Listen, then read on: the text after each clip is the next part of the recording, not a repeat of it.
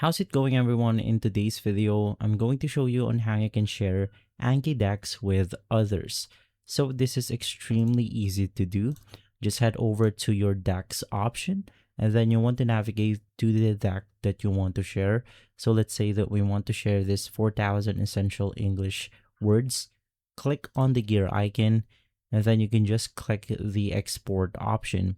In here, you can export it into something like .apkg, .col, pkg, and more.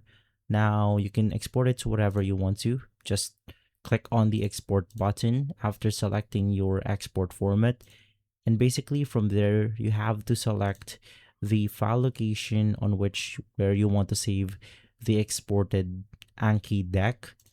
And then basically you just want to send this file into something like Google Documents, Dropbox, and more. Just send it over to your friend or to the person that you want to share, and you should be good to go.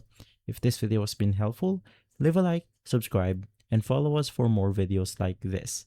Thanks for watching.